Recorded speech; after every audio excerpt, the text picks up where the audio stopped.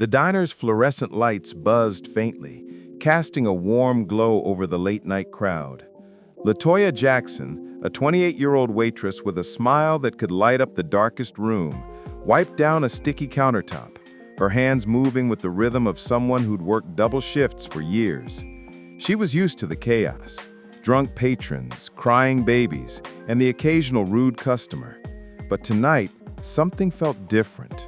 A piercing scream shattered the hum of conversation, and LaToya's head snapped toward a corner booth, where a little girl, no older than 6, convulsed in her father's arms. The man, a sharply dressed white businessman named Thomas Hargrove, clutched his daughter, Emily, his face pale as her tiny body shook. LaToya didn't hesitate.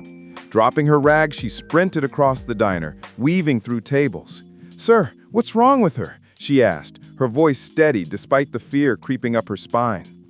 Thomas's eyes, wild with panic, met hers. "She was fine.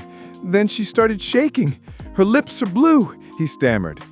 LaToya's gaze darted to the half-eaten pie on the table, a faint chemical smell lingering in the air.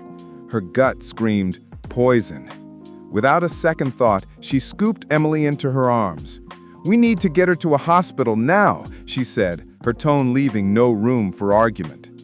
Thomas, frozen for a moment, nodded and followed as LaToya bolted out the door, the diner's bell jingling behind them. Her beat-up sedan was parked out back, and she slid Emily into the back seat, Thomas climbing in beside her. LaToya floored the gas, tires screeching as she sped toward Mercy General, 6 blocks away. "Stay with me, baby girl," she whispered, glancing at Emily's pale face in the rearview mirror. At the ER, doctors swarmed Emily, hooking her to monitors as LaToya and Thomas stood helplessly by. A grim-faced doctor approached after what felt like an eternity. "He was poisoned," he said, his words slicing through the air. "Arsenic. We've stabilized her, but it was close." Thomas's knees buckled and LaToya caught his arm, steadying him. "Poisoned?" he choked out. "How?" LaToya's mind raced back to the pie, the strange smell. She'd seen a shady new supplier at the diner earlier, one the manager had been arguing with. Her heart sunk.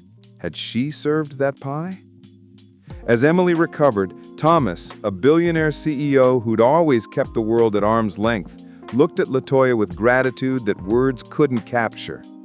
"You saved my daughter's life," he said, tears in his eyes. LaToya shook her head, her own eyes glistening. "I just did what anyone would." But Thomas knew better. He'd seen her courage, her instinct to act when he'd been paralyzed. Over the next weeks, as police investigated the supplier and uncovered a sabotage plot tied to a rival company, Thomas and LaToya grew close, their bond forged in that frantic race to the hospital. LaToya became Emily's hero, and Thomas's too, proving that sometimes the greatest acts of love come from the most unexpected hearts.